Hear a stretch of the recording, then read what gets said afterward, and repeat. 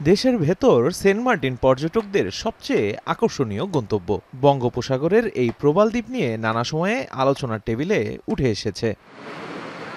দ্বীপটি নিয়ে জাতীয় রাজনীতির সাথে রয়েছে বৈশ্বিক ভূ রাজনৈতিক আলোচনাও। তবে এর মধ্যে রয়েছে দ্বীপটির প্রকৃতি পরিবেশ রক্ষার কথাও। ১৯৯৯ সালে দ্বীপটিকে প্রথমবারের মতো পরিবেশগত সংকটপূর্ণ এলাকা ঘোষণা করা হয়। এরপর ২০২০ সালে করা হয় নিবন্ধন পদ্ধতি।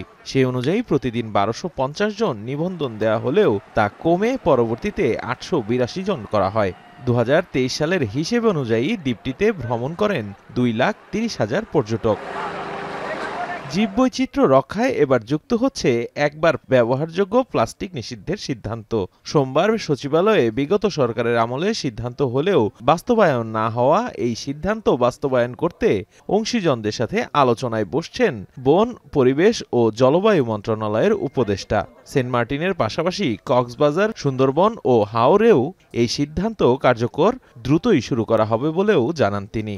যে সিঙ্গেল ইউজ প্লাস্টিক মুক্ত করা সেন্ট মার্টিনের কার্যক্রমটা কিভাবে বাস্তবায়ন করা যায়, এটা তো সরকারের আইন ২০২৩ সালে হয়েছে, সরকারের নির্দেশিকা ২০২৩ সালে হয়েছে। এটা কি করে আমরা বাস্তবায়ন করতে পারি, তাদের ভূমিকা কি হবে, আমাদের ভূমিকা কি হবে, আমরা যেরকম শিক্ষার্থীদেরকে ইনভলভ করতে পারি কিনা, ওটা ওনারাই আমাদেরকে সাজেশন দেয়। কিন্তু এই আইনটা, নির্দেশিকাটা মানতে হবে।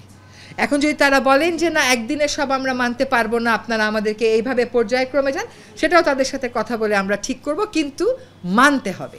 এ সময় উপদেষ্টা বলেন, সেন্ট মার্টিনে রাত্রি যাপনের নিষেধাজ্ঞা এবং একই পর্যটকের বারংবার ভ্রমণে নিরুৎসাহিত করার কথাও ভাবনায় রয়েছে মন্ত্রণালয়ের। এমন সিদ্ধান্ত দ্বীপের জীববৈচিত্র্য রক্ষার্থে সেখানে কোনো নিরাপত্তা হুমকি নেই বলেও জানান এই উপদেষ্টা।